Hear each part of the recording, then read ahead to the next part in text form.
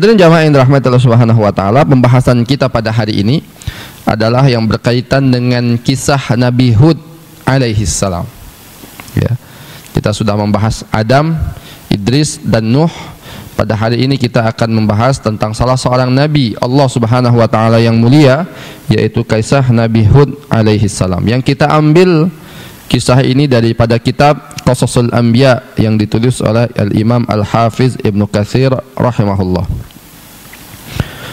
Hadirin jamaah yang dirahmati Allah Subhanahu wa taala, nama asli Nabi Nuh itu nama asli Nabi Hud adalah Hud bin Abdullah bin Ribah Al-Jarud bin Ad bin Aus bin Irm bin Sam bin Nuh alaihi salam.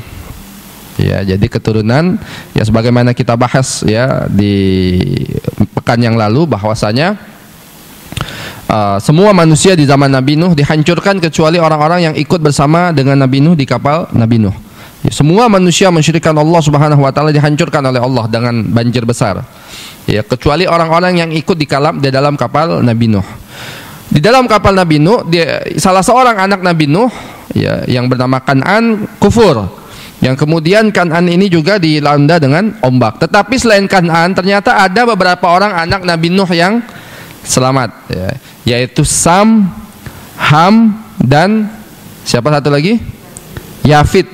Ya, Sam, Ham dan Yafid. Nah, hadirin jamaah yang dirahmati Allah Subhanahu wa taala, Nabi Hud ini dari keturunan Sam bin Nuh. Ya, sebagaimana kita bahas kemarin ya, Sam ini adalah bapak moyangnya bangsa Arab dan bapak moyangnya bangsa Yahudi juga. Ya, dan bapak moyangnya bangsa Babilonia. Yaitu adalah Sam bin Nuh. Ya. Nah, hadirin jamaah yang dirahmati Allah Subhanahu wa taala, jadi Nabi Nuh alaihi salam ketika dia turun ini, kemudian anaknya ini beranak pinak. Dalam beberapa riwayat diceritakan Sam ini punya anak sampai 80 anak. Masya Allah, nggak tahu deh biangnya dari berapa. Tapi anaknya banyak, ya, anaknya banyak dan akhirnya menyebar. Ya, salah satu daripada keturunannya ini menjadi bangsa Arab.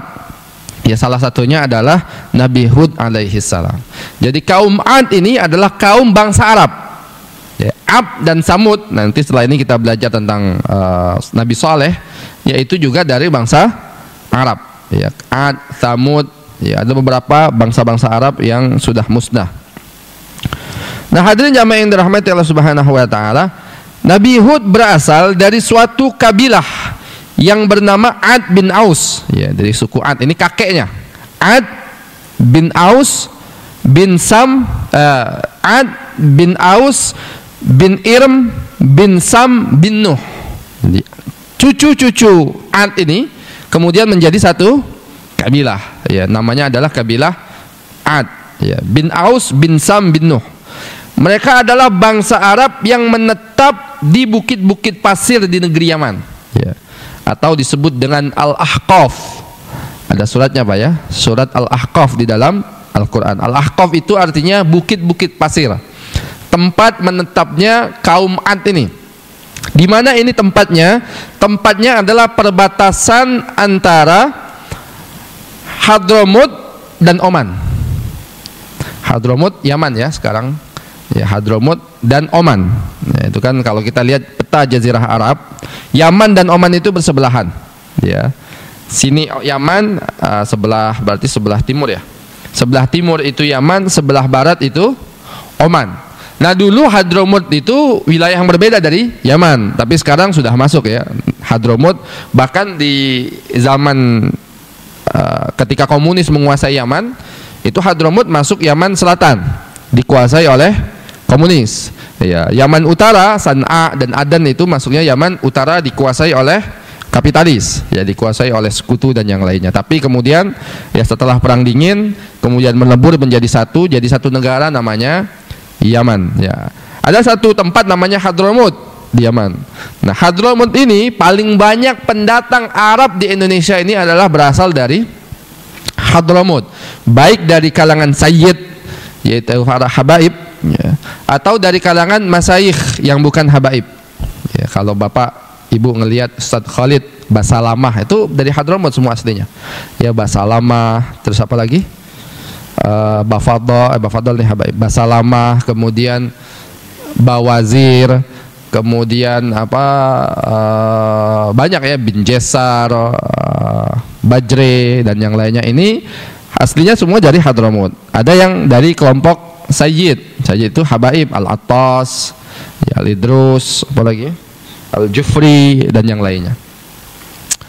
Hadirin jamaah yang dirahmati Allah Subhanahu wa taala. Nah, tempatnya kaum Ad itu adalah perbatasan antara Hadramut dan Oman. Ya, perbatasan antara Hadramut dan Oman. Sampai sekarang masih ada. Ya, bekas-bekas peninggalan kaum Ad itu masih ada. Ya, bisa kita lihat di Google. Saya kemarin ketika membuka kitab, ada kitabnya di rumah. Astagfirullahaladzim. Atlas Hadis. Ya. Ada tulisan Dr. Syauqi Abu Khalil. Ada Atlas Al-Quran, ada Atlas Hadis. Nah, di situ dilihat juga ada gambarnya tuh. Ya, sayang bukunya nggak saya bawa. Ya, Atlas Hadis tentang kaum Ad masih ada. Ya, di dalam surah Al-Fajr itu apa? Iram dzatil imad. Ya, bangsa Iram yang memiliki tiang-tiang. Nah, itu masih ada tiang-tiangnya tinggi yang sekarang masih ada peninggalannya di Hadramut, ya, perbatasan antara Hadramut dan Oman. Hadirin jamaah yang dirahmati Allah Subhanahu wa taala, ya. Tempat tersebut dari Al-Ahqaf, ya, namanya Al-Ahqaf itu apa? Pasir-pasir, ya. Apanya, bukit-bukit pasir. Tempat tersebut adalah suatu wilayah yang menjorok ke laut yang dikenal dengan nama Asy-Syahr. Adapun nama lembah mereka adalah Mughith. Ya, nama lembah mereka disebut juga dengan Mughith. Hadirin jamaah yang dirahmati Allah Subhanahu wa taala, ya, berkaitan dengan lembah-lembah ini Allah Subhanahu wa taala berfirman di dalam surah Al-Fajr. Kita hafal, ya. Alam tara kaifa fa'ala rabbuka bi'ad irama dzatil imad. Ya. Apakah kamu tidak memperhatikan bagaimana Tuhanmu fa'ala rabbuka bi'ad, ya, terhadap kaum Ad. Siapa kaum Ad? Yaitu penduduk Iram yang mempunyai bangunan-bangunan yang tinggi. Hadirin jamaah yang dirahmati Allah Subhanahu wa taala, ya, kaum Ad ini adalah penduduk Iram generasi pertama. Nanti ternyata kaum Ad itu ada generasi pertama, ada generasi kedua.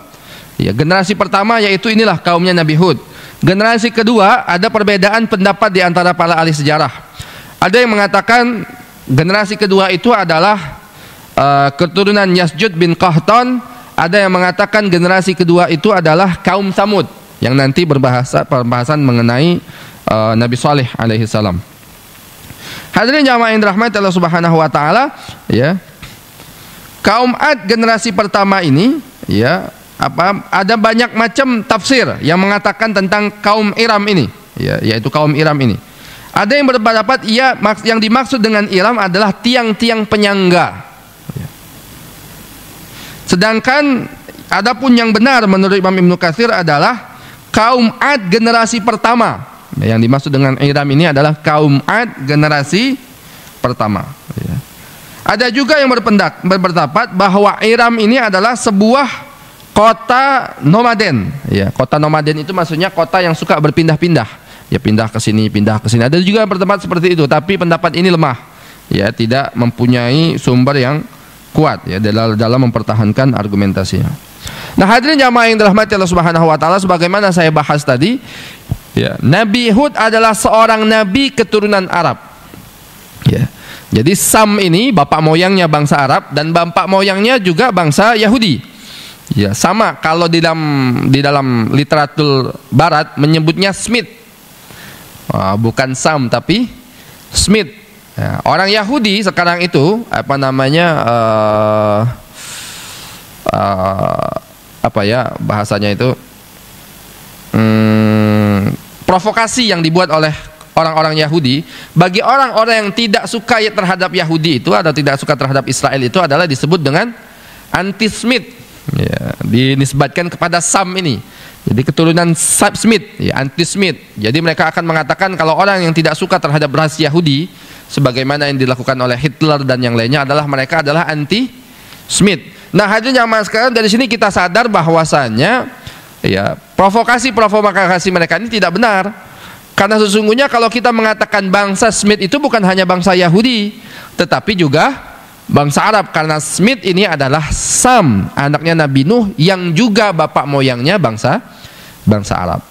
Nah, hadirin jamaah yang dirahmati Allah Subhanahu wa taala, berkaitan dengan Nabi Hud ini adalah bangsa Arab, ada sebuah hadis yang diriwayatkan oleh Abu Dzar Al-Ghifari. Ketika Abu Dzar Al-Ghifari meriwayatkan tentang sebuah hadis yang sangat panjang berkaitan dengan para nabi-nabi sebelum Rasulullah sallallahu alaihi wasallam, ya, maka Rasulullah sallallahu alaihi wasallam menjelaskan, ya, terdapat 4 nabi dari bangsa Arab, kata Rasulullah. Ya, ada 4 nabi dari bangsa Arab. Yang pertama yaitu Hud. Ya, yang pertama yaitu siapa? Hud, Nabi Hud alaihissalam. Nama kaumnya adalah Ad. Ya. Yang kedua yaitu Nabi Saleh. Ya. Nama kaumnya yaitu, ada yang tahu nama kaumnya Nabi Saleh? Tsamud. Nah, ini yang tadi ya, peninggalannya ada di Petra, Yordania. Ya. Yang ketiga yaitu Syuaib. Ya, Nabi Syuaib. Nama kaumnya yaitu Madian. Ya, nama kampungnya adalah, nama kaumnya yaitu Madian, Nabi Syuaib, yang akhirnya menjadi mertuanya siapa, Bu? Nabi Musa alaihissalam. Nah, ini mertuanya Nabi Musa, Nabi Syuaib. Ya, yang keempat adalah Nabi Muhammad sallallahu alaihi wasallam. Ya, jadi menurut dalam sebuah hadis yang diriwayatkan oleh Abu Dzar Al-Ghifari, ya, ada 4 nabi dari bangsa Arab. Yang pertama Hud, yang kedua Saleh, yang ketiga Syuaib, yang keempat Nabi Muhammad sallallahu alaihi wasallam. Nabi Ismail bangsa Arab atau bukan?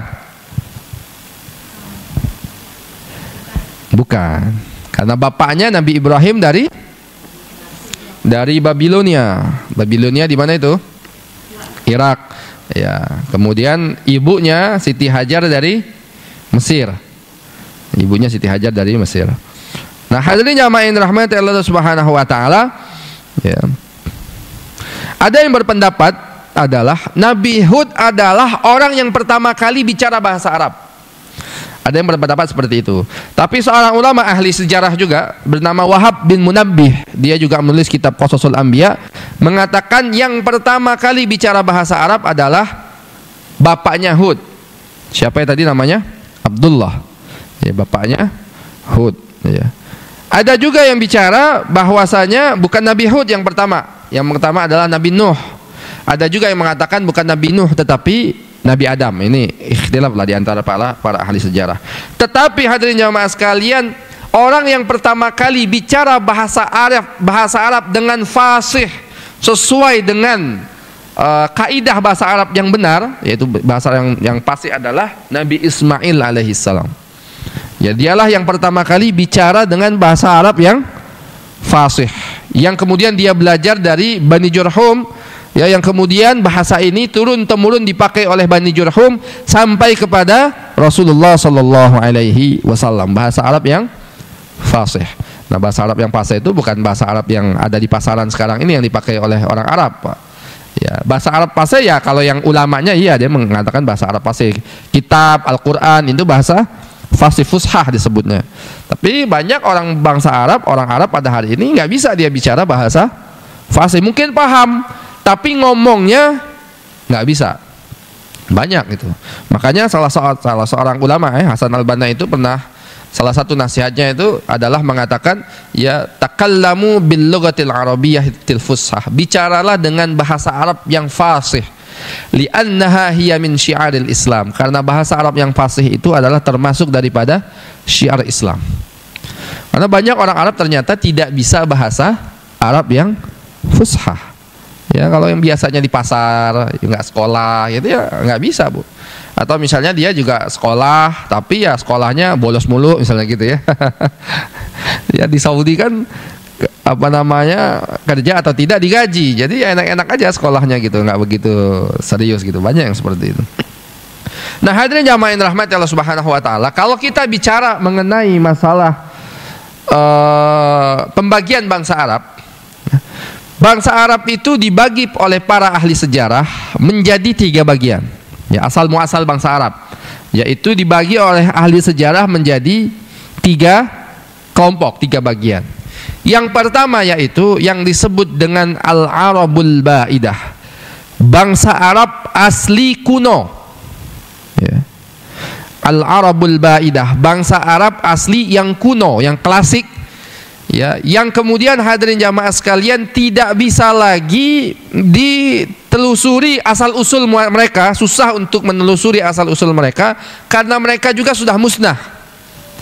Al-Arabul Ba'idah, siapa mereka ini? Inilah kaum Ad, kaum Samud, kaum Madian, ya, Tasim, Judais, ya, Umlak, ya, Bani Yaqtan dan kabilah-kabilah yang lainnya. Itu Al-Arabul Ba'idah namanya, bangsa Arab klasik kuno, ya, yang sudah musnah, susah untuk menelusuri asal usul mereka. Al-Arabul Ba'idah. Ada yang disebut dengan Al-Arabul Aribah, ya, bangsa Arab asli. Siapa itu? Yaitu keturunan Qahtan, ya. Yasjud ibnu Ya'rub ibnu Qahtan tadi kita sudah jelaskan, ya. Salah satunya menurut beberapa pendapat, ya, ini adalah kaum Ad yang kedua, yaitu Bani Qahtan, atau disebut juga dengan Al-Arabul Qahtaniyah, ya. Bangsa Arab, ya, yang apa namanya punya keturunan sampai ke Yasjud ibnu Ya'rub ibnu Qahtan. Di mana pusatnya mereka? Pusatnya mereka adalah di Yaman. Ya, pusatnya bangsa Arab dahulu, ya, pusatnya mereka adalah di Yaman. Jadi Yaman ini peradaban tua, Pak. Ya, peradaban yang sangat tua. Mereka pernah membuat satu kerajaan besar. Salah satu keturunan Yasjud ibnu Ya'rub ibnu Qahtan ini ada namanya Saba.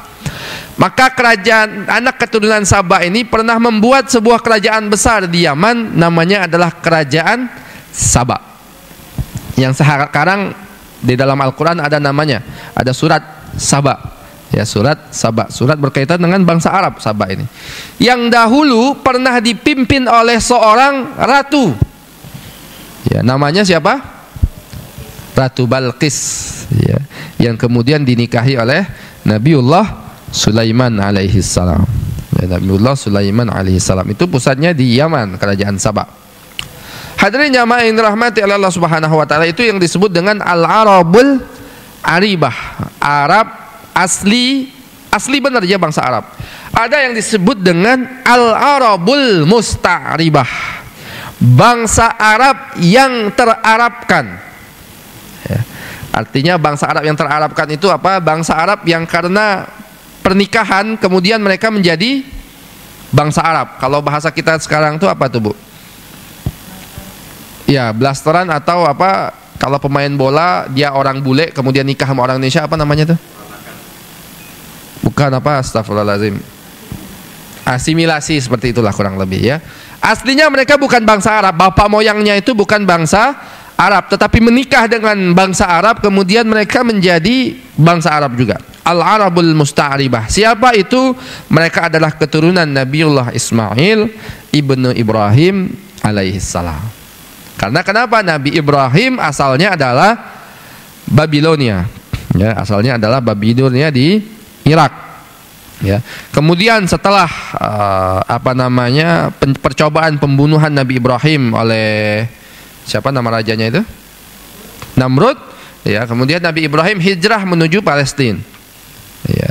Setelah dia hijrah menuju Palestina, suatu saat Nabi Ibrahim, ya, ini bisa dilihat di dalam kitab Ar-Rahiqul Makhtum karangan Syekh Syaifur Rahman Al-Mubarakfuri. Kemudian Nabi Ibrahim sempat hijrah ke Mesir.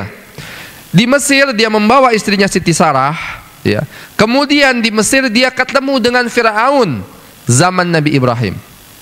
Ya, bertemu dengan Firaun zaman, bukan Firaunnya zaman Nabi Musa. Ya, Firaun ini adalah apa namanya gelar bagi raja Mesir ketika itu. Ketemu dengan Firaun, di situ hadirin jamaah sekalian, akhirnya, ya, Firaun di Mesir ini ingin menggoda Siti Sarah, ya, karena mungkin Siti Sarah masih cantik, ya, ingin digoda oleh Firaun Mesir ketika itu, ya. Maka ternyata ketika dia tahu Sarah ini adalah istri dari seorang nabi, yaitu Nabi Ibrahim alaihissalam, maka dia bertaubat, ya, dan meminta maaf kepada Nabi Ibrahim alaihissalam. Dan ketika dia meminta maaf kepada Nabi Ibrahim, dia berikan salah seorang putrinya untuk membantu pekerjaannya Siti Sarah. Dialah yang bernama Siti Hajar. Nah, jadi Siti Hajar itu bukan budak, tetapi putri raja, putrinya Fir'aun, yang diberikan oleh Fir'aun kepada Nabiullah Ibrahim untuk membantu pekerjaannya Siti Sarah. Maka hadirin jamaah sekalian, akhirnya dinikahi oleh Nabi Ibrahim. Dari pernikahan Nabi Ibrahim dan Siti Hajar punya anak namanya Ismail. Nah, kemudian yang membuat Siti Sarah cemburu dan akhirnya membawa atas perintah Allah Subhanahu wa taala, dibawalah anaknya ini Ismail menuju ya biwadin ghairi dzar'in, sebuah lembah yang tidak ada penghuninya. Ya, jangankan pepohonan, ya, jangankan penghuni, pepohonannya pun enggak ada. Biwadin ghairi dzar'in, ya, sebuah lembah yang tidak ada pepohonan pun sedikit pun. Inda baitikal muharram, di rumahmu yang diharamkan oleh Allah Subhanahu wa taala, tanah suci. Ya, yang akhirnya ceritanya adalah kemudian Siti Hajar mendapatkan apa? Sumur Zam-Zam. Ya, dari kaki Nabi Ismail alaihissalam. Yang akhirnya hadirin jamaah sekalian, ternyata di pinggiran Hijaz ketika itu ada satu kabilah namanya Bani Jurhum. Ya, Bani Jurhum ini tinggal dia di pinggiran tanah haram, ya, atau ada yang mengatakan riwayat dia sedang melakukan perjalanan ya menuju tanah haram, melewati tanah haram. Kemudian dia minta, ketika melihat di tanah haram ini ada sumber mata air yang dimiliki oleh seorang perempuan yaitu Siti Hajar, maka dia meminta izin kepada Siti Hajar untuk tinggal di tanah haram juga dan diberikan izin. Akhirnya menetaplah mereka bersama dengan Nabi Ismail dan ibunya Siti Hajar, dan akhirnya Nabi Ismail menikah dengan perempuan dari Bani Jurhum. Nah, maka Nabi Ismail anaknya Nabi Ismail menjadi bangsa Arab juga. Menikah terus, anak keturunannya itu menjadi bangsa Arab dan menggunakan bahasa Arab yang fushah turun temurun sampai kepada Rasulullah sallallahu alaihi wasallam. Jadi seperti itu Pak ya. Jadi bangsa Arab itu, salah seorang bangsa Arab ini adalah kaum Ad, kaum Samud, kaum Madian. Ini bangsa Arab juga, tetapi sudah dimusnahkan oleh Allah Subhanahu wa taala. Ya, maka hadirin jamaah yang dirahmati Allah Subhanahu wa taala, orang-orang Arab di zaman Nabi itu mengenal Pak kisah-kisah mengenai Ad dan Samud ini. Ya, mengenai hancurnya kaum Ad dan Samud itu mereka sadar, karena kaum Ad dan Samud adalah bangsa Arab dari kalangan mereka. Maka mereka pernah mendengar itu kisah-kisah itu ya mengenai kaum Ad dan Samud ini. Maka hadirin jamaah yang dirahmati oleh Allah Subhanahu wa taala, karena itulah ketika salah seorang utusan daripada Quraisy yang ingin menghentikan dakwah Rasulullah, ya, ketika Quraisy berkumpul di Darun Nadwa, salah satu tempat salah satu tempat parlemennya Quraisy ketika itu, tempat musyawarahnya orang-orang Quraisy. Ya, mereka mengutus salah seorang di antara mereka untuk memberikan nasihat kepada Nabi Muhammad ya agar menghentikan dakwahnya. Mau apa ini Muhammad? Udah, diutuslah orang yang paling cerdas di antara mereka. Namanya adalah Walid ibn Rabi'ah. Ya, diutus Walid ibn Rabi'ah ini untuk menemui Nabi Muhammad sallallahu alaihi wasallam. Ya. Maka Nabi Walid datang kemudian mencaci maki Nabi Muhammad dan mengatakan, "Muhammad, kamu ini maunya apa? Engkau sudah menghancurkan tatanan sosial di antara kami. Engkau sudah memutuskan tali silaturahim antara ibu dan bapak, antara anak dan ayah, antara paman dan saudara. Ya. Kemudian kamu ini maunya apa?" Kata Walid ibnu Rabi'ah. Didengarkan saja oleh Rasulullah. Yang enggak dijawab oleh Rasulullah. Kalau kamu maunya kekuasaan, ya, maka kami akan jadikan engkau ini sebagai raja kami. Ya. Kalau engkau menginginkan wanita, ya, maka kami akan memberikan perempuan tercantik yang ada di antara kami. Pokoknya banyak macam yang dikatakan oleh orang-orang Quraisy kepada Nabi Muhammad SAW. Nabi Muhammad enggak jawab. Sudah selesai, Walid bin Rabi'ah berkata, kemudian Nabi Muhammad SAW membacakan surat Fussilat. Ya. Tidak dijawab oleh Nabi Muhammad SAW, tapi Nabi Muhammad hanya membacakan surat Fussilat saja. Ya. Yang akhir daripada surat Fussilat sampai pertengahan itu bercerita tentang kaum Ad dan Samud. Kemudian Walid tadi berubah mukanya mendengar ancaman itu dan dia tidak bisa menjawab apa-apa, kemudian pergi meninggalkan Rasulullah sallallahu alaihi wasallam. Dan sampai dia bertemu di Darun Nadwa kepada orang Quraisy, gimana pertemuan kamu dengan Muhammad? Ya, ketahuilah, jangan lagi engkau menghalangi Muhammad, karena aku melihat apa yang dia katakan itu sebuah kebenaran.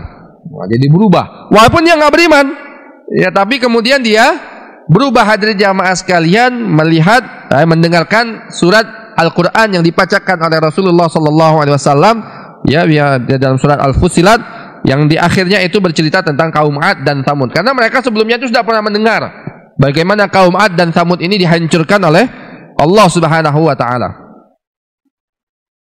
Hadirin jamaah yang dirahmati Allah Subhanahu wa taala, adapun kaum Ad yang dimaksud dalam Al-Quran adalah kaum Ad yang generasi pertama, tadi kita sudah bahas, ya, yaitu orang-orang yang pertama kali menyembah berhala setelah terjadinya peristiwa banjir. Kan ini banjir besar di zaman Nabi Nuh, ya, habis manusia semuanya kecuali yang beriman kepada Nabi Nuh.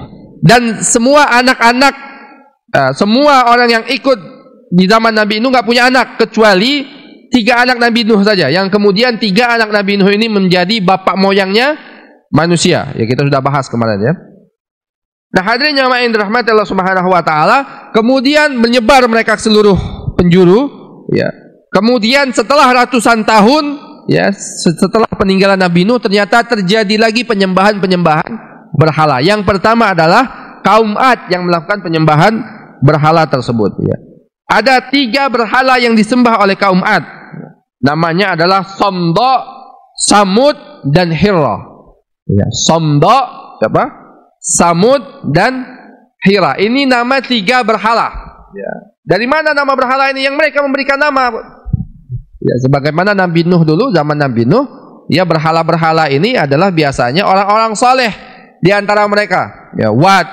Ya, kalau berhala yang pertama kali disembah oleh manusia itu namanya Wad, berhalanya di zaman Nabi Nuh alaihi salam. Ya, utamanya mereka itu adalah manusia-manusia saleh. Kemudian karena ketika meninggal dunia, ya, mereka sedih dengan peninggalannya ini, maka iblis merayu mereka untuk membuat patung atau membuat gambar. Setiap ada perkumpulan di antara mereka, mereka memuji-muji. Nah, setelah dibuat gambar, dibuatlah patung, ditaruh di rumah-rumah. Ya, kemudian hadirin jamaah sekalian, mereka meminta-minta dengan patung-patung tersebut, meminta hujan, meminta berkah, dan yang lainnya dengan patung-patung tersebut. Maka hadirin jamaah sekalian, akhirnya mereka orang-orang yang mensyirikkan Allah Subhanahu wa ta'ala. Sebagaimana orang-orang musyrik pada zaman hari ini. Ya, al-musyrik millatun wahidah. Al-kufru millatun wahidah. Kekafiran itu adalah satu agama. Kita lihat orang-orang Hindu itu kan di rumah-rumah mereka ada patung-patung tersebut, ya. Ada Siwa, ada apa lagi? Brahma, ada apa lagi? Arjuna. Nah, ini orang-orang Hindu itu meyakini ada 3 Tuhan. Jadi, kalau satu Tuhan nggak adil berarti. Dibuat jadi Tuhan itu ada 3, ya. Tuhan yang pertama namanya yang menciptakan bumi, menciptakan alam, namanya adalah siapa? Brahmana. Brahmana, ya. Ya. Yang kedua yaitu yang menghancurkan bumi. Siapa? Siwa. Ada yang menjaga bumi, namanya Wisnu.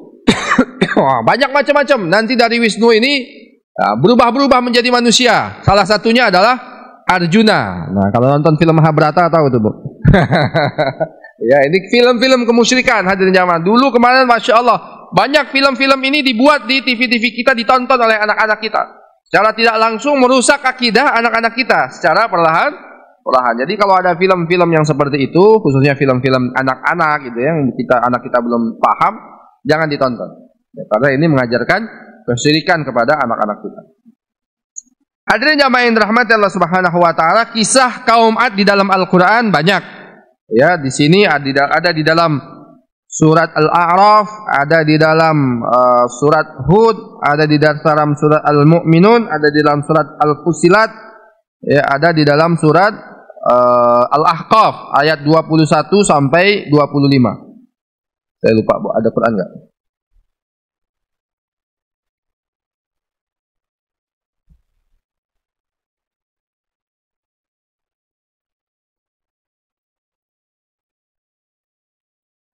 Ada Al-Quran? Iya. Kita baca terlebih dahulu. Surat Al-Ahqaf ayat 21 sampai 25. Salah satu yang berkaitan dengan kaum Hud alaihi salam. Al-Ahqaf. Al-Ahqaf ini 26 Pak, sebelum Muhammad.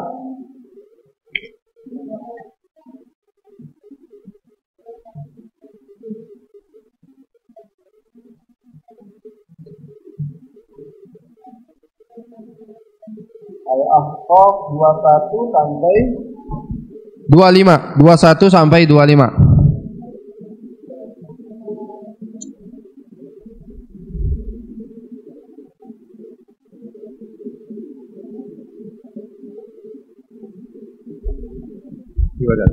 Saya baca ya. Atau ada yang mau baca silakan. Baik. Ya. Bismillahirrahmanirrahim. Dan ingatlah Hud, saudara kaum Ad, yaitu ketika dia mengingatkan kaumnya tentang bukit-bukit pasir.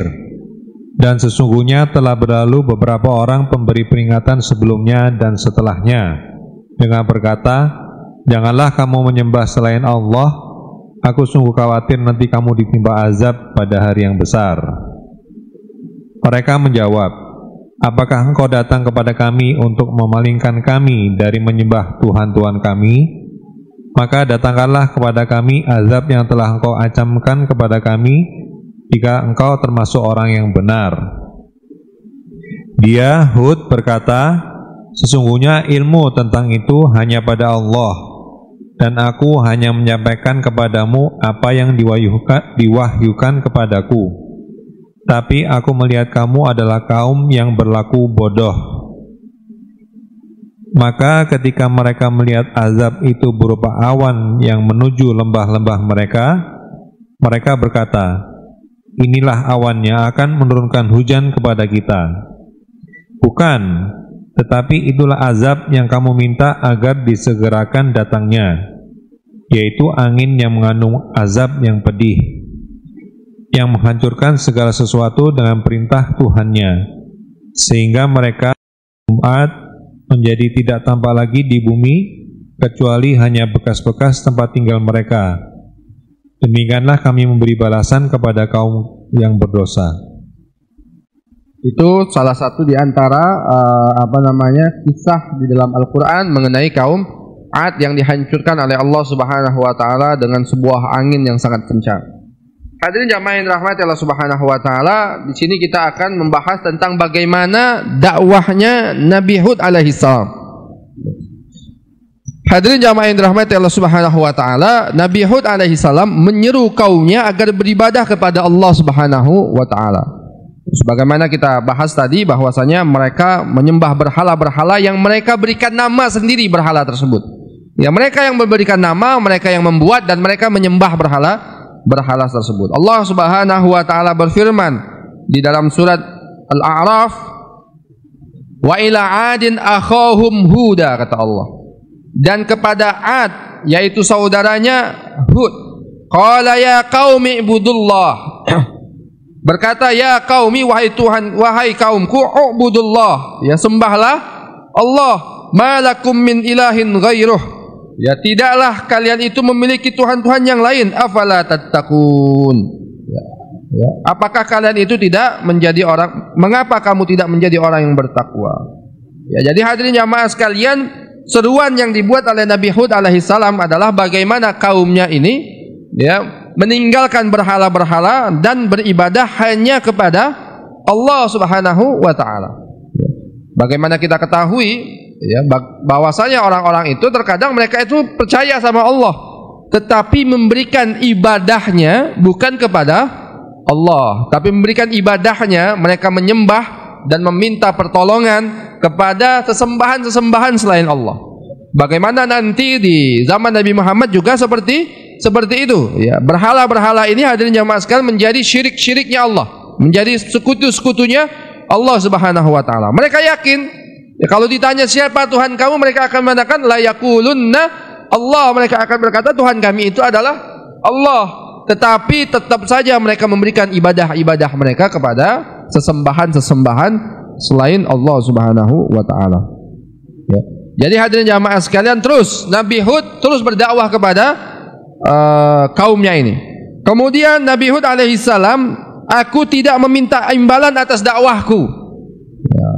Jadi seorang dai itu, terkhusus para nabi itu, tidak pernah berdakwah mengharapkan imbalan, ya. Tetapi mereka murni berdakwah hanya untuk Allah Subhanahu wa taala. Kalau para nabi itu hadirin jamaah sekalian berdakwah mengharapkan imbalan, ya, maka dakwah mereka itu akan berhenti. Sebagaimana Nabi Muhammad, kalau dia ingin dijadikan raja, ya, hadirin jamaah sekalian, maka ketika orang menawarkan kerajaan ini, dia akan diambil oleh Nabi Muhammad, walaupun nanti ujungnya Nabi Muhammad juga sebagai seorang raja di Madinah. Tetapi tujuan Nabi Muhammad adalah dakwah, ya. Tujuan Nabi Muhammad adalah dakwah, hadirin jamaah sekalian. Maka apapun yang diperbuat oleh kafir Quraisy untuk mengiming-imingi Nabi Muhammad, dijadikan raja, diberikan istri yang cantik, dijadikan orang paling terkaya di Mekah, ya, semuanya tidak menghalangi dakwahnya Nabi Muhammad sallallahu alaihi wasallam. Bahkan kata Nabi Muhammad sallallahu alaihi wasallam, andaikan matahari ada di tangan kananku, ya, dan bulan ada di tangan kiriku, kemudian aku harus menghentikan dakwah ini, niscaya aku tidak akan pernah berhenti untuk, ya, mendakwahkan kalimat Allah Subhanahu wa taala. Jadi Nabi Hud alaihi salam, ya, tidak berdakwah untuk mengharap imbalan, ya. Nabi Hud berkata kepada kaumnya, ya qaumi la as'alukum alaihi ajra, wahai kaumku, ya, aku tidak meminta kepada kalian itu balasan di atas seruanku. In ajriya illa 'alal ladzi fatarani, ya. Imbalanku hanyalah dari yang telah menciptakan aku. Afala taqilun, apa kalian itu tidak berpikir? Jadi hadirin jamaah yang dirahmati Allah Subhanahu wa taala, di dalam surat Yasin juga Allah mengajarkan kepada kita, ittabi'u ma la yas'alukum ajra wa hum muhtadun. Ya, ikutilah kalian orang-orang yang tidak meminta imbalan kepada kalian, wa hum muhtadun, dan mereka itu diberikan hidayah.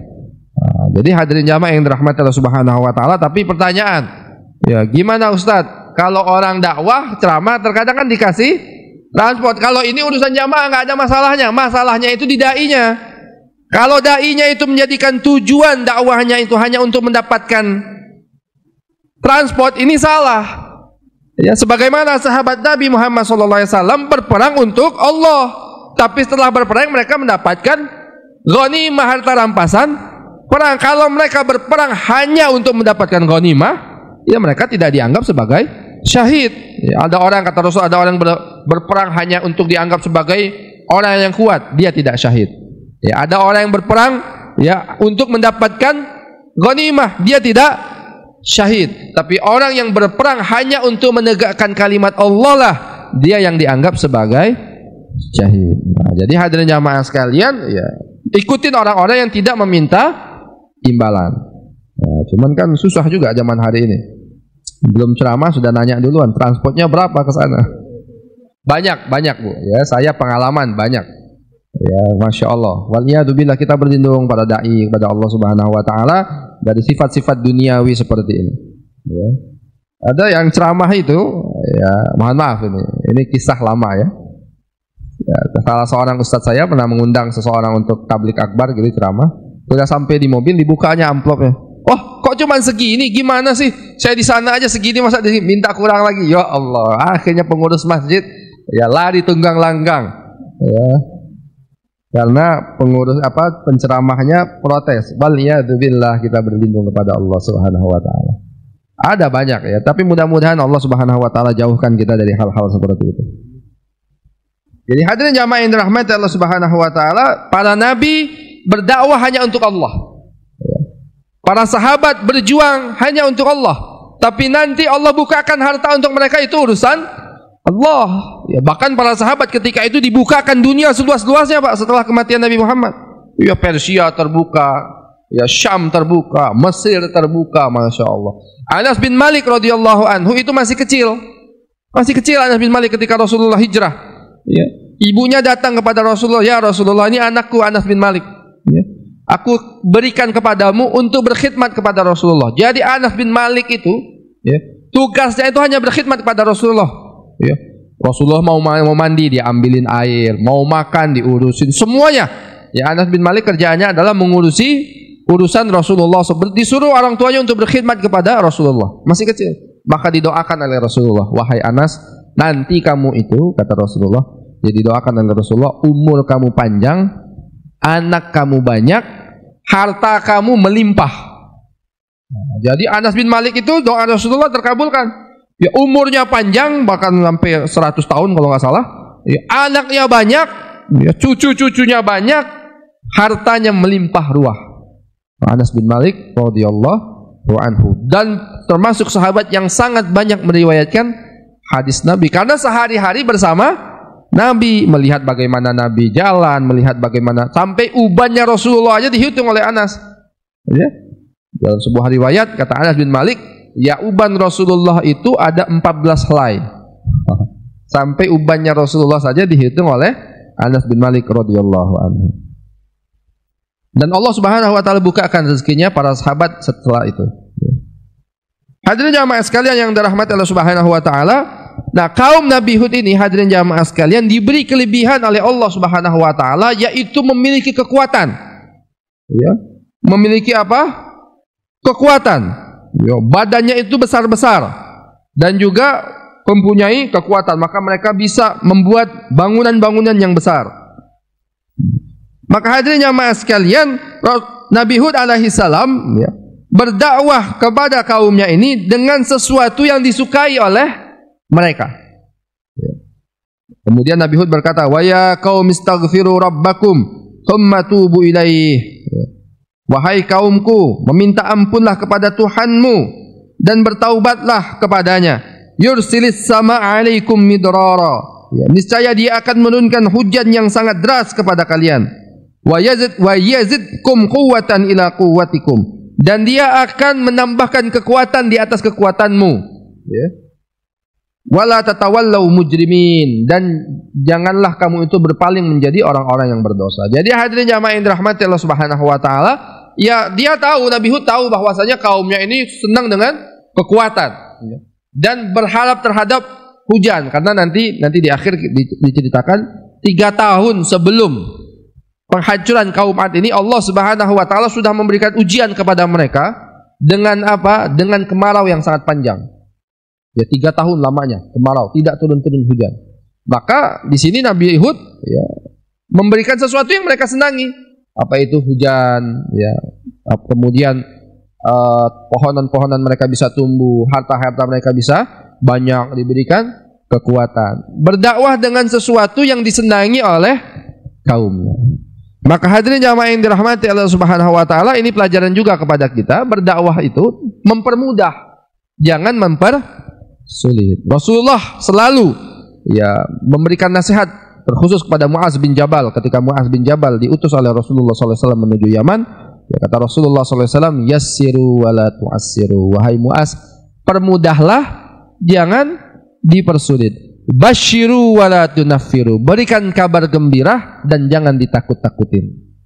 Nah, jadi hadirin jamaah sekalian, dakwah itu mempermudah. Ya, jangan dakwah mempersulit. Mempermudah saja. Dakwah dengan sesuatu dengan bahasa kaumnya. Ya, apa namanya? Berdakwah dengan bahasa kaumnya. Ya. Jangan kita ini berdakwah dengan anak muda tapi dengan bahasa orang tua, enggak cocok, Bu. Kajian serius gitu ya, baca kitab, ya nggak cocok, anak muda pada ngantuk. Ya. Dengan bahasa mereka yang mereka bisa masuk kira, selama tidak melanggar aturan Allah atau Rasulullah nggak masalah. Makanya hadirin jamaah sekalian, para ulama kita itu mengatakan metode dakwah ini ijtihadi. Ya, metode dakwah ini bentuknya ijtihad, ya, bukan qad'i, bukan sesuatu yang pasti. Ya, ada yang dakwahnya itu melalui kajian seperti ini, ada yang dakwahnya itu melalui YouTube, boleh. Ini perkembangan zaman kita pakai untuk dakwah. Ada yang dakwahnya itu melalui apa namanya, ya misalnya dengan dengan cara-cara sekarang ini, misalnya ada apa namanya, dengan kalau Ustaz siapa Zufar itu dengan apa, geng motor. Wah ya, Ustaz Zufar, Ustaz Zufar ya, bukan Ustaz siapa? Subhan, maaf ya. Subhan itu dengan geng motor, ya itu istihadi, terserah, nggak apa-apa selama tidak melanggar hukum Allah dan hukum Rasulullah Sallallahu Alaihi Wasallam. Ada sebagian orang itu yang kemudian sangat saklek di dalam metode dakwah ini. Dakwah pakai selebaran, pakai apa namanya? Brosur, nggak pakai zaman Rasulullah dakwah pakai brosur. Nggak pakai YouTube, nggak pakai. Nggak ada zaman Rasulullah YouTube, belum ada, komputernya belum ada. Ya. Jadi hadirin jamaah sekalian, jangan kita kaku dalam metode dakwah. Metode dakwah ini bermacam-macam. Ya, bahkan ada yang lebih daripada itu, berdakwahnya melalui panggung politik, boleh silakan. Ya, berdakwahnya melalui panggung ekonomi. Penting itu, Bu. Ya, karena kalau kita melepaskan ekonomi kita diambil oleh orang kafir. Ya, ini Masya Allah sekarang anak-anak muda ya, banyak sekali ya teman-teman kita itu yang berdakwah melalui cara ekonomi, membina generasi-generasi muda yang suka berbisnis. Ya, orang kan kalau namanya bisnis, bukan hanya orang yang taat saja yang suka. Ya. Yang nggak taat pun suka yang mendapatkan keuntungan. Nah, tapi bagaimana diajarkan berbisnis secara Islami yang jauh daripada riba, jauh daripada kezaliman, jauh daripada menipu, yang benar, yang pastinya berbisnis dengan niat ibadah kepada Allah Subhanahu wa taala. Boleh silakan. Ya, sekarang kita lihat ya, ada anak-anak muda seperti siapa namanya? Astagfirullahaladzim, lupa tuh, saya suka ikut seminarnya itu. Ipo Santosa, ya, kemudian siapa yang di Facebook tuh top dia? Lupa jadi namanya. Dewa Eka Prayoga. Ini anak-anak muda, Masya Allah ya, dan mereka mengajarkan tauhid, ya, mereka membina generasi, ya, jadi dengan berbagai macam caranya dakwah. Jadi jangan kemudian dakwah ini dibuat sempit pemahamannya, kemudian harus seperti ini aja. Oh, enggak seperti itu, Pak. Ya, jadi dengan berbagai macam caranya, selama tidak melanggar hukum Allah dan hukum Rasulullah, terserah, boleh. Ya, ada yang lewat selebaran, lewat buat apa? Selebaran-selebaran seperti itu, brosur-brosur di hari Jumat, ada yang melalui kajian, ada yang melalui YouTube, ada yang melalui menulis buku. Dakwah juga ada yang kemudian melalui langsung kepada orangnya, mengajak manusia kepada Allah. Macam-macam cara berdakwah kepada Allah Subhanahu wa taala. Dan hadirin jamaah yang dirahmati Allah Subhanahu wa taala, tapi tetap saja kaumnya Nabi Hud alaihi salam ya ingkar kepada Nabi Hud dan ingkar kepada Allah Subhanahu wa taala. Ya. Mereka berkata, Nabi Hud menjawab kata-kata mereka ini sebagaimana yang Allah Subhanahu wa taala ceritakan, "Inna qulu inna taraka ba'du alihatina bisu." Qala inni ushhidullah wa ashhadu inni bari'um mimma tusyrikum min duni faqiduni jami'an thumma la tunzirun. Inni tawakkaltu 'ala Allahi rabbi wa rabbukum ma min dabatin illa huwa akhidhun bi nasiyatiha. Inna rabbi 'ala siratim mustaqim. Fa in tawallaw faqad ablaghtukum ma ursiltu bihi ilaikum wa yastakhlifu rabbi qauman ghairakum wa la tadurrunahu syai'a inna rabbi 'ala kulli syai'in hafiz. Hud menjawab, sesungguhnya aku bersaksi kepada Allah dan saksikanlah bahwa aku berlepas diri dari apa yang kamu persekutukan dengan yang lain. Sebab itu jalankanlah semua tipu dayamu terhadapku dan jangan kamu tunda lagi. Sesungguhnya aku bertawakal kepada Allah Tuhanku dan Tuhanmu. Tidak satupun makhluk bergerak yang bernyawa melainkan dialah yang memegang ubun-ubunnya. Ya. Di sini luar biasa nih Pak ayat Al-Quran ya. Illa akhidhun binasiyatiha. Wa ma min dabatin illa huwa akhidhun binasiyatiha. Tidaklah sebuah binatang melata itu kecuali Allah yang memegang ubun-ubunnya. Nah, kalau tafsir klasik biasanya menafsirkan ya illa huwa akhidhun binasiyatiha adalah yang pemilik ubun-ubun tersebut. Ya. Seperti nasiyatin di dalam surat apa? Al-Alaq. Nasiyatin kadzibatin khati'ah, yaitu ubun-ubun yang berdusta dan salah. Jadi ubun-ubun itu di mana? Ubun-ubun di sini, Pak. Di depan kepala ini. Ini sebenarnya bagian depan kepala itu disebut dengan ubun-ubun, nasiyah. Ya, nasiyatin kadzibatin khati'ah. Tafsir-tafsir klasik akan mengatakan nasiyatin kadzibatin khati'ah, atau ubun-ubun itu adalah pemilik ubun-ubunnya. Jadi yang salah itu bukan ubun-ubunnya tetapi orang pemiliknya. Tapi hadirin jamaah sekalian, ternyata pada akhir-akhir ini ya ada sebuah kajian yang lebih mendalam lagi disebut dengan ya tafsirul i'jaz, ya tafsir keajaiban Al-Quran. Jadi biasanya yang sebenarnya sesungguhnya hadir. Kenapa Allah mengatakan Allah yang memegang ubun-ubun? Karena sesungguhnya hadirin jamaah sekalian, segala gerak-gerik manusia itu diatur dari ubun-ubun. Jadi ketika Allah illa akhirun binasiyatiha, dan Allah yang memegang ubun-ubunnya, artinya Allah lah ya yang berkuasa terhadap makhluk tersebut. Nasiyatin kadzibatin khati'ah dalam surat Al-Alaq, yaitu ubun-ubun yang berbuat salah, karena ubun-ubun inilah yang kemudian yang condong untuk berbuat dusta dan berbuat salah. Inna rabbi ala siratim mustaqim, ya. Sesungguhnya ya Tuhanku di atas jalan yang lurus. Fa in tawallau faqad ablaghtukum ma arsaltu bihi. Maka jika kamu berpaling, maka sungguh aku telah menyampaikan kepadamu apa yang menjadi tugasku sebagai rasul kepadamu, dan Tuhanku akan mengganti kamu dengan kaum yang lain, sedang kamu tidak dapat mendatangkan mudarat kepadanya sedikit pun. Sesungguhnya Tuhanku Maha Pemelihara segala sesuatu. Jadi hadirin jamaah yang dirahmati Allah Subhanahu wa taala, ya, ketika Nabi Hud ini berdakwah kepada kaumnya, maka kaumnya ini mengatakan kepada Nabi Hud alaihissalam bahwasanya Nabi Hud ini adalah orang yang bodoh, ya, orang yang sesat, ya, orang yang bodoh. Hadirin jamaah yang dirahmati Allah Subhanahu wa taala. Dan ini adalah resiko ketika kita berdakwah kepada manusia, ya. Maka apa saja, Nabi Muhammad itu lebih parah lagi. Ada yang mengatakan bodoh, ada yang mengatakan apa? Penyihir, ada yang mengatakan gila. Ada salah seorang sahabat itu mendengar bahwasanya ketika dia masuk Mekah, ada yang mengatakan, jangan kamu dengar Muhammad, sesungguhnya dia itu orang gila. Sahabat ini kemudian ya, biasa mengobatin orang gila. Wah, saya ini kan biasa ngobatin orang gila. Kenapa? Saya mau ketemu Muhammad lah, mau saya obatin. Kalau memang benar dia gila, nanti dia akan saya usahakan untuk saya sembuhkan.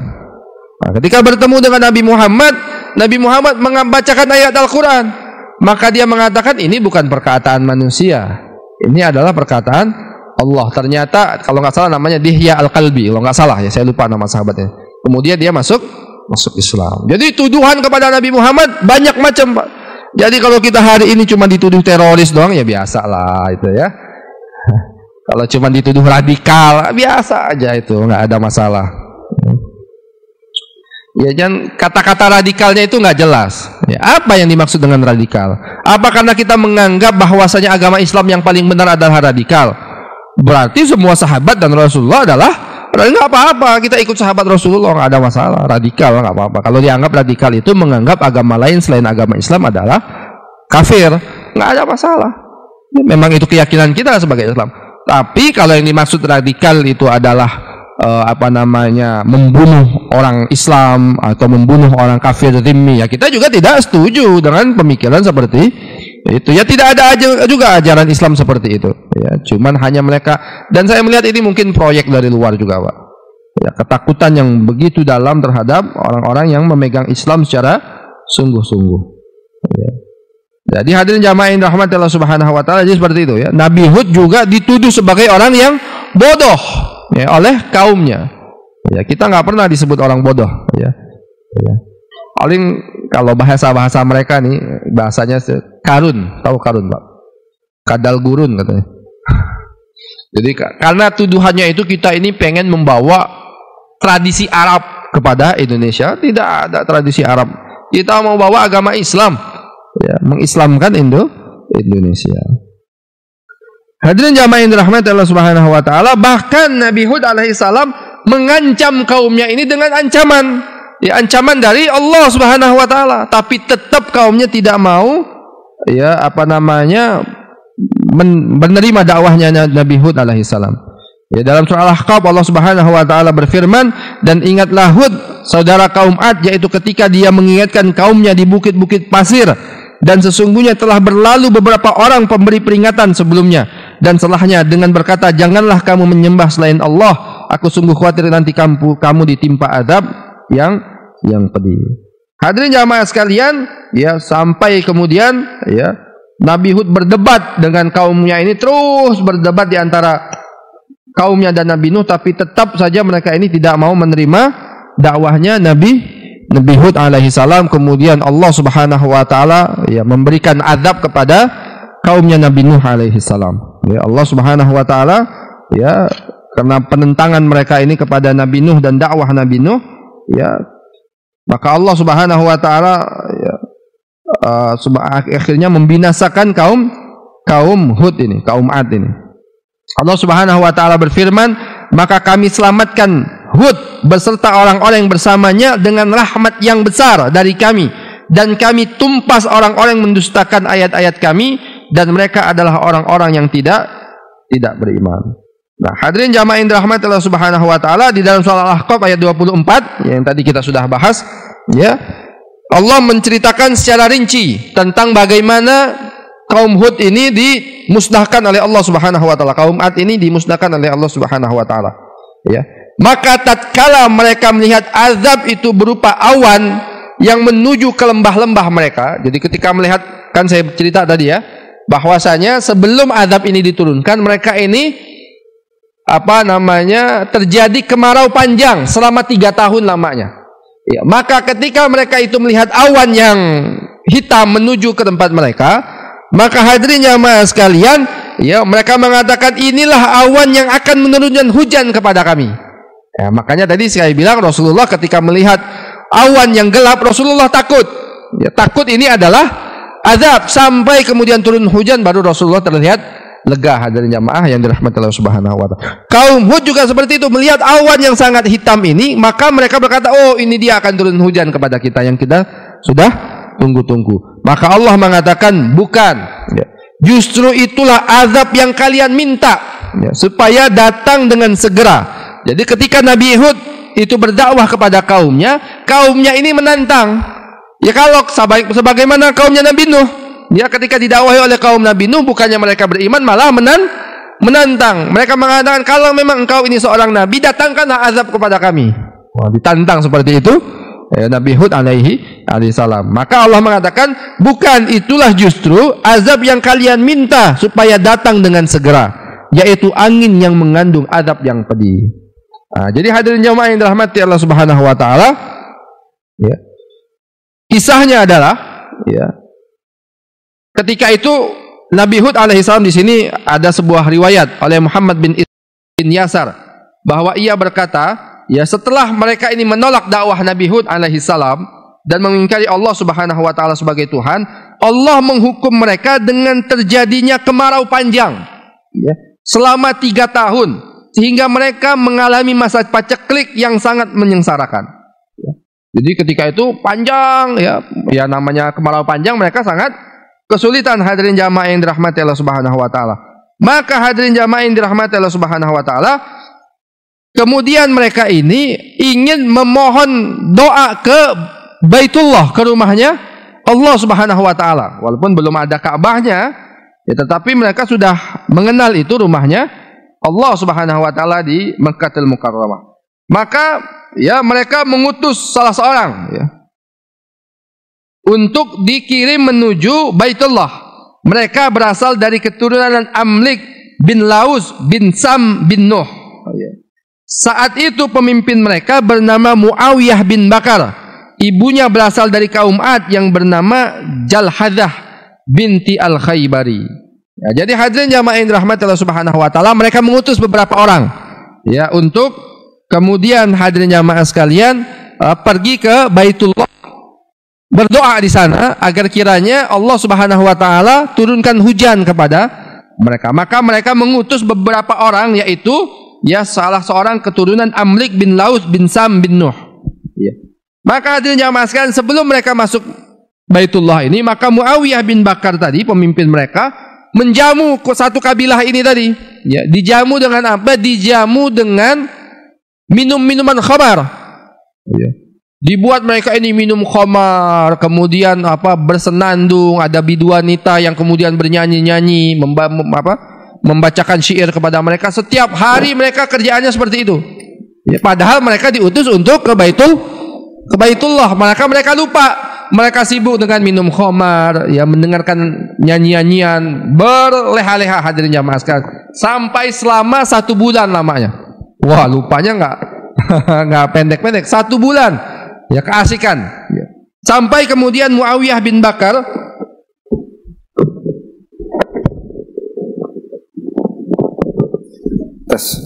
Sampai kemudian Muawiyah bin Bakar, ya, gelisah. Kita ini kan, kata Muawiyah bin Bakar, disuruh untuk oleh kaum kita berdoa di Baitullah. Kenapa kita berleha-leha di sini?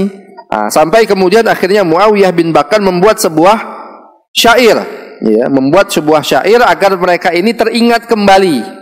Jadi Arab jahiliyah sebelum itu memang syair ini sebagai media mereka, ya, untuk saling mengingatkan di antara mereka itu berbuat syair, diwanul Arab, ya, diwannya orang-orang Arab. Maka dibuatlah syair, disuruh para biduan wanita ini untuk membaca syair ini. Maka ketika biduan wanita ini membacakan syairnya mengingatkan terhadap tugas mereka, baru kemudian mereka tersadar, wah, kita ini punya tugas, ya, bukan kita berleha-leha di sini. Akhirnya mereka pergi, ya, ke tanah haram, ya, ke Baitullah untuk mendoakan kaumnya ini, ya. Maka hadirin jamaah sekalian yang dirahmati Allah Subhanahu wa taala, salah seorang dari mereka bernama Qail bin Inas mulai berdoa. Maka Allah menampakkan 3 macam awan kepada Qail bin Inas ini, ya, kepada siapa? Qail bin Inas. Yang satu awannya berwarna putih, yang satu awannya berwarna merah, yang satu lagi awannya berwarna hitam. Nah, setelah itu terdengar suara dari langit yang berseru, pilihlah untuk dirimu sendiri juga kaummu dari 3 warna awan itu, ya. Jadi ada 3 awan ini disuruh pilih, warna putih, warna merah, atau warna hitam. Maka Qail bin Inas melihat awan yang berwarna hitam, dia pikir ini banyak mengandung air. Maka hadirin jamaah sekalian, Qail bin Inas memilih awan yang berwarna hitam tersebut. Maka kata Allah Subhanahu wa taala, ternyata, ya, awan itulah yang mengandung azab dari Allah Subhanahu wa taala. Engkau telah memilih awan yang membuat kaum Ad habis tak tersisa seorang pun, baik anak-anak, orang-orang muda maupun orang-orang tua. Ya, jadi dihancurkan semuanya kaum Ad, kecuali Bani Al-Lawziyah Al-Hamda tadi yang diutus tadi di tanah haram ini tidak dihancurkan oleh Allah Subhanahu wa taala, karena mereka termasuk kaum Ad yang menetap di Mekah, sehingga mereka tidak tertimpa azab seperti yang menimpa kaumnya. Jadi karena kemuliaan Baitullah tidak terkena azab, hadirin jamaah yang dirahmati oleh Allah Subhanahu wa taala. Ya, begitu juga nanti kaum Tsamud, ada ceritanya juga ketika kaum Tsamud ini dihancurkan, ada beberapa orang yang di Baitullah, ya, kemudian Allah Subhanahu wa taala, kemuliaan Baitullah tidak dihancurkan oleh Allah Subhanahu wa taala orang-orang ini, ya. Nah, maka hadirin jamaah yang dirahmati Allah Subhanahu wa taala, akhirnya azab bagi kaum Ad itu datang. Maka hadirin jamaah sekalian, sebagaimana yang kita ungkap tadi, ya, ketika mereka melihat awan-awan hitam ini datang kepada mereka, mereka anggap ini adalah awan yang berisi air hujan. Maka mereka bergembira, inilah, ya, hujan yang sudah kita nantikan selama ini. Ternyata itu adalah sebuah azab yang sangat pedih dari Allah Subhanahu wa taala. Hadirin jamaah yang dirahmati Allah Subhanahu wa taala, ya. Ada seorang wanita yang berasal dari kaum Ad yang bernama Fahdah. Dialah yang pertama kali melihat azab di dalam awan tersebut, ya. Ketika awan ini tertampak jelas oleh Mahdah ini, maka ia menjerit histeris seketika hingga ia pingsan. Ketika tersadar, mereka bertanya, apa yang kau lihat, wahai Mahdah? Ia menjawab, saya melihat pusaran angin yang di dalamnya terdapat gejolak api, ya, sementara di hadapannya terdapat beberapa orang yang menariknya. Selanjutnya Allah menimpakan azab itu kepada kaum Ad selama 7 malam 8 hari, ya, secara terus-menerus tiada henti, ya. Peristiwa itu terus berlangsung hingga akhirnya semua orang dari kaum Ad yang kafir habis tidak tersisa, tertimpa dengan azab. Nah, menurut Imam Ibnu Ishaq, ia berkata, kaum Nabi Hud Nabi Hud dan pengikutnya tidak terkena azab, ya. Angin yang tadi itu terkena azab bagi orang-orang yang kafir ini. Bagi orang-orang yang beriman dengan Nabi Hud dan Nabi Hudnya sendiri, hadirin jamaah sekalian, terasa seperti angin sepoi-sepoi. Ya, bagi kaumnya ini adalah sebuah azab, sedangkan bagi Nabi Hud dan kaumnya terasa seperti angin yang angin yang dingin. Maka hadirin jamaah sekalian, dihancurkan semuanya dengan angin ini. Angin itu berbentuk sebuah pusaran yang selama 7 hari 8 malam yang mengincar semua manusia. Ketika manusia berlari ditarik oleh angin itu, hadirin jamaah sekalian, ya, sampai Allah Subhanahu wa taala ya memberikan cerita mengenai bagaimana kaum Ad ini, ya, di dalam surah Al-Haqqah Allah Subhanahu wa taala berfirman, maka kamu lihat kaum Ad pada waktu itu mati bergelimpangan seakan-akan mereka tunggul pohon kurma yang telah kosong, yang telah lapuk, ya. Jadi seperti pohon kurma yang sudah mati. Karena kenapa? Ketika mereka ini ditarik oleh angin ini, ya, mereka ditarik oleh angin ini, mereka dibawa tinggi angin itu sampai di atas, kemudian dihentakkan oleh angin tersebut ke bawah sampai kepalanya itu terkena bumi, dan kepalanya itu putus terkena hempasan tersebut. Sampai kemudian masuk bergelimpangan, ya, tidak ditinggalkan, ya, satu manusia pun yang kafir ini kepada Allah Subhanahu wa taala dari kaum Ad. Hancur semuanya oleh pada hari selama berapa? 7 hari 8 malam. Maka hadirin jamaah yang dirahmati Allah Subhanahu wa taala, ya, karena itulah, ya, sebagaimana kita ceritakan tadi, Rasulullah SAW ketika melihat angin yang awan yang sangat gelap, ya, dan berhembus angin kencang, Rasulullah berdoa. Ini ada doanya. Ya Allah, sesungguhnya aku mohon kebaikan angin itu kepadamu dan kebaikan apapun yang kau kirimkan kepadanya.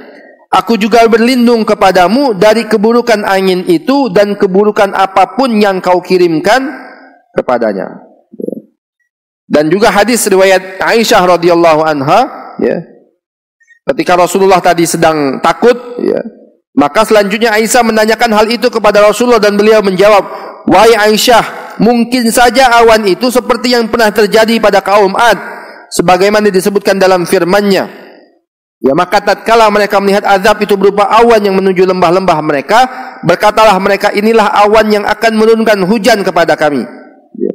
Maka hadirin jamaah yang dirahmati Allah Subhanahu wa taala, maka hancurlah kaum Ad ini, ya, disebabkan kekufuran mereka kepada Allah Subhanahu wa taala. Dan hadirin jamaah sekalian, di sini juga ada riwayat yang berkaitan dengan ibadah hajinya Nabi Hud alaihissalam, ya, sebagaimana kita bahas di pekan yang lalu berkaitan dengan ibadah haji kaum Nabi Nuh alaihissalam juga menunaikan ibadah haji di tanah haram.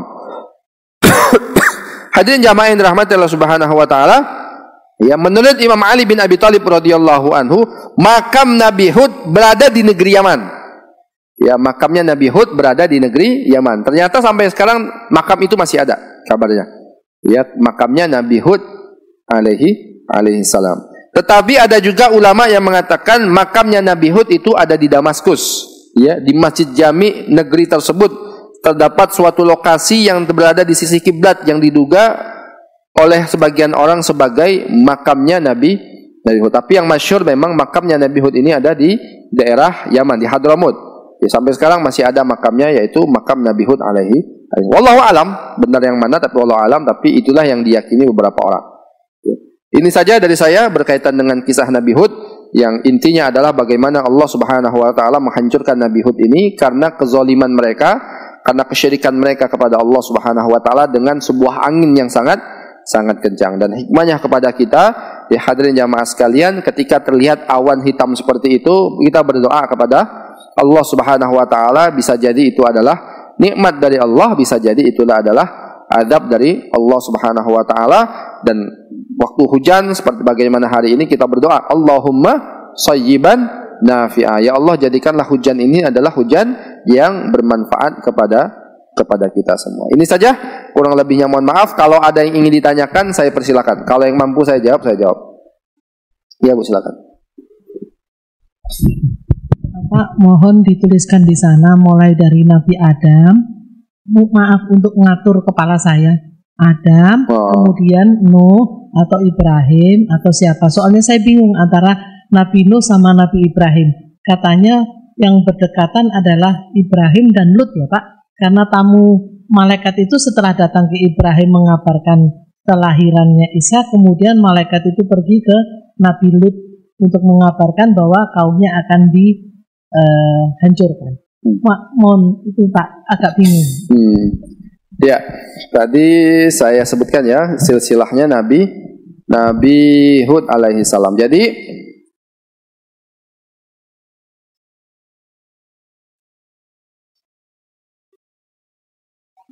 ya Adam pertama. Adam bapaknya manusia. Nabi Adam punya anak banyak. Ya, Qabil, Habil dan yang lainnya. Salah satunya adalah Syits, Nabi Syits. Nabi Syits punya anak lagi. Kemudian kepemimpinan Nabi Adam ini diberikan kepada Nabi Syits. Nabi Syits punya banyak anak. Ya. Nah, salah satu anaknya ini nanti, salah satu keturunan daripada Nabi Syits ini adalah yang disebut Arnuh. Kita pernah bahas ya. Namanya Arnuh atau yang disebut dengan Idris. Idris dulu. Ya, atau Arnuh. Ya namanya. Nabi Idris ya, punya Nabi Idris ini adalah kakeknya Nabi Nuh. Ya. Nabi Nuh punya anak, hadirin jamaah yang dirahmati. Nabi Idris punya anak kalau nggak salah namanya Syamalah kalau pokoknya cucunya atau cicitnya Nabi Idris adalah Nabi Nuh. Ya. Nabi Nuh ya punya 3 anak. Ya. Ini juga yang kemudian setelah manusia hancur, ya hanya anak-anaknya itu keturunan manusia selanjutnya dari Nabi Nuh, yaitu Sam, Ham, dan Yafis. Nah, gitu ya. Pak, berarti keturunan Nabi Idris itu semua habis kecuali Nabi Nuh. Iya.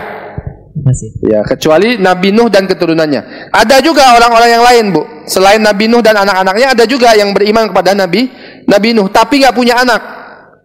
Yang punya anak hanya ini. Ya, Sam, Ham, dan Yafir. Dijelaskan di sini. Semua manusia ketika itu tidak punya keturunan kecuali keturunan itu datang dari Nabi Nuh. Sam adalah atau Smith tadi, ya adalah bapaknya bangsa Arab dan Romawi juga kalau nggak salah, dan juga Bani Israel. Ham ini bapaknya bangsa apa ya, saya lupa ya kemana-nya. Kalau Yafis bapaknya bangsa Habasyah, ya bangsa Ethiopia yang kulit hitam, yang kulit hitam. Nah, hadirin jamaah yang dirahmati Allah Subhanahu wa taala, kemudian Sam ini kan punya banyak anak. Ya. Nah, salah satu daripada Sam ini anaknya adalah Nabi Hud alaihi salam. Nabi Hud. Sama di sini dijelaskan ya, nanti berkaitan dengan Nabi Ibrahim. Nah, Nabi Ibrahim itu dan Nabi Hud ini dan Nabi Ibrahim juga anaknya Sam, salah satu keturunan Syam, tapi dia punya jalur yang berbeda. Nanti ketemunya itu di salah seorang kakek Nabi. Ini tadi kan Sam ini salah satunya adalah cucunya adalah Hud ya. Ya adalah apa? Hud. Nanti ketemunya itu di Abir. Jadi salah satu anak daripada cucu daripada Sam ini adalah Abir. Abir itu punya anak namanya Syalih, yaitu keturunannya kepada Nabi Ibrahim. Sedangkan Nabi Hud tadi keturunan Abir itu adalah Iram bin Sam. Jadi Abir, nanti Abir ini ada yang namanya anaknya Iram, ada yang namanya tadi apa? Siapa tadi? Yang kemudian cucunya. Jadi nanti ketemunya di sini di Abir ini. Jadi dan zamannya Nabi Ibrahim di bawah zamannya Nabi Hud. Ya, Nabi Hud dulu zamannya, baru kemudian ke zaman Nabi Ibrahim. Ya. Dan beda sukunya, Nabi Hud adalah orang Arab, sedangkan Nabi Ibrahim bukan orang Arab, orang Babilonia, orang Irak. Seperti itu, Bu. Nah, nanti dari Nabi Ibrahim alaihi salam, hadirin jamaah yang dirahmati Allah Subhanahu wa taala, punya 2 cabang lagi, Nabi Ishak dan Nabi Ismail. Nabi Ishak punya anak Yakub. Yakub punya laqab Israel.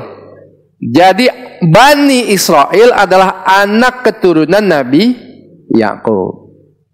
Sedangkan Nabi Ismail punya anak keturunan lagi, yaitu sampai silsilahnya kepada Nabi kita Nabi Muhammad sallallahu alaihi wasallam. Maka Nabi Ibrahim mempunyai julukan Abul Anbiya, bapaknya para nabi. Karena dari 2 anaknya ini semuanya jadi nabi. Bani Israel kan banyak nabi-nabi dari Bani Israel, Nabi Musa, Nabi Zulkifli, Nabi Harun, semuanya itu dari sampai kepada Nabi Isa adalah Bani Israel. Sedangkan dari keturunan anak Nabiullah Ismail adalah Nabi kita Muhammad sallallahu alaihi wasallam. Karena itulah Nabi orang-orang Bani Israel menolak kenabian Nabi Muhammad karena Nabi Muhammad bukan dari keturunan Bani Israel, sedangkan sebelum Nabi Muhammad para nabi itu adalah dari keluarga Bani Israel semuanya.